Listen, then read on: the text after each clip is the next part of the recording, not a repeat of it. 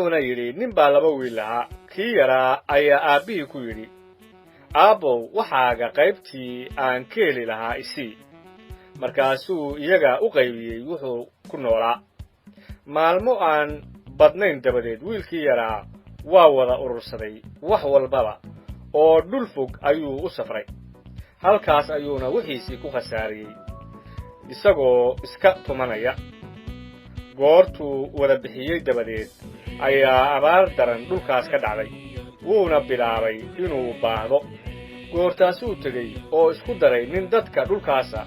kan u diray beerihiisa inuu doofaarra daajiyo wuxuuna damcay inuu calooshiisa ka buuxsho buunshihii doofaarradu ay cunayeen ninna waxba ma uu siin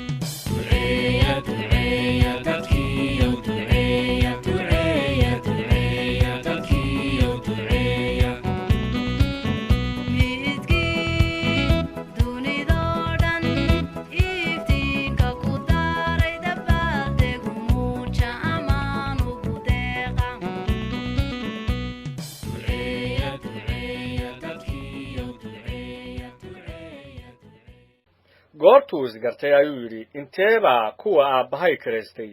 haystaan kibis ka badan in ku filan aniguna macluul baan halkan ugu baktiyayaa waan kici oo aan aabbahay u tegi oo waxaan ku odhan aabbo waxaan ku dembaabay jannada iyo hortaadaba kol dambe ma istaahilo in laygu yeedho wiilkaaga ee iga dhig sida kuwa aad karaysatay midkood oo kale markaasuu kacay oo wuxuu u yimid aabbihiis laakiin intuu weli ka fogaa ayaa aabbihiis arkay waana u naxariistay oo ku soo orday oo qoortuu iskaga duubay oo dhunkaday markaasaa wiilkii yidhi aabbow waxaan ku dembaabay jannada iyo hortaada kol dambe ma istaahilo in laygu yeedho wiilkaaga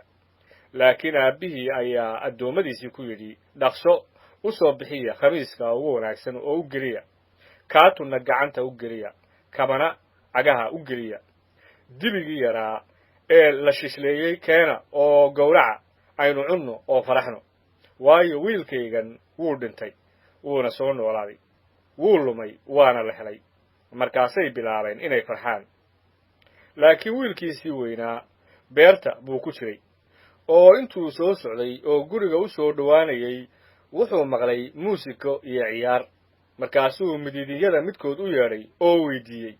waa maxay waxaas markaasuu ku yidhi walaalkaa ayaa yimid aabbahaana dibigii yaraa ee la shishleeyey ayuu u gowracay waayo ladnaan buu ku helay laakiin wuu cadhooday oo inuu galo ma doonayn markaasaa aabbihii soo baxay oo baryey laakiin wuu u jawaabay oo wuxuu aabbihiis ku yidhi bal eeg intaas oo sannadood ayaan kuu shaqaynayey oo weligay amarkaaga kama aan xadgudbin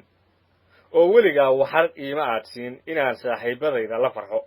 laakiin goortii uu yimid wiilkaagani waxaagii aad ku noolayd dhillooyin la cunay waxaad u gowracday dibigii yaraa ee la shishleeyey markaasuu ku yidhi wiilkaygiiyow weligaa waad ila joogtaa oo waxayga oo dhan adigaa leh laakiin waxaa inoo wanaagsanayd inaynu reerayno oo faraxno waayo walaalkaagani waa dhintay wuuna soo noolaaday wuu lumay waana la helay